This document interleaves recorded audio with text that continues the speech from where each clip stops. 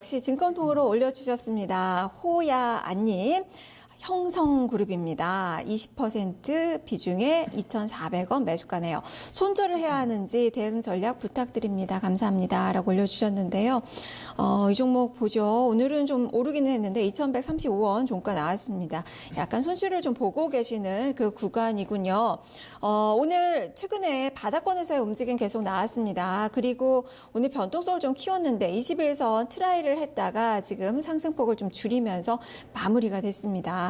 2,400원에 들어가셨으면 매물대에서 지금 형성된 매물이 좀 많은 그 구간대라서 한 12월 정도 내지는 11월 달에 매수를 하신 그 가격선인데요. 자, 진단해 보도록 하겠습니다. 이강무 전문가님. 주가가 좀 많이 밀리고 지금 어느 정도 그래도 바닥을 만들어낸 그 모습은 나타나고 있어요. 네. 형성그룹은 뭐 중국 관련된 종목이라서 네. 차이나 디스카운트를 또 받고 있는 그 기업이거든요. 네. 어떻게 볼까요? 사실 저는 오래전부터 이 차이나 디스카운트에 대한 관심을 사실 긍정적으로 보진 않았습니다. 믿지 않았던 거고, 그래도 이 형성그룹만큼은 좀 실체가 있는 기업 중에 하나라서 그래도 그들 안에서는 좀 긍정적으로 봤던 종목 중에 하나이거든요. 네. 우선은 형성그룹 같은 경우에는 이 장난감, 뭐 혹은 이제 다른 이제 유아복, 이렇게 소비재를 만드는 회사입니다. 좀 중국의 이 육아 정책이라든지 네. 그리고 또 중산층에 대한 확대 정책 하기 때문에 이런 중국 소비재 관련된 종목으로서 좀 긍정적인 면이 있다라고 판단하고 있고요. 다만 이 차이나 디스카운트에 대한 모멘텀은 이제 더 이상은 시장에 쓰기는 어려울 거라고 생각되고 있고요. 우선은 주가가 빠질 만큼 빠졌다라는 거는 좀 동의를 합니다. 그래서 지금 당장 손실을 확정 짓기보다는요, 반등에 대한 추이를 한 번 더 기다려 보시길 이야기 드리고 싶고요.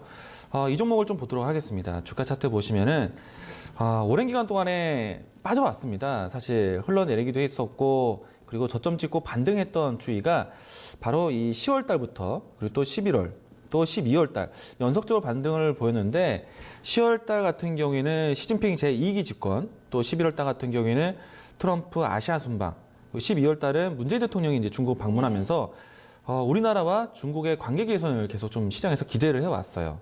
물론 12월 달 연말 쪽에 좀 하락을 했는데, 이때는 오히려 좀 중국 관계 개선이 조금 미흡한 부분이 좀 있었죠.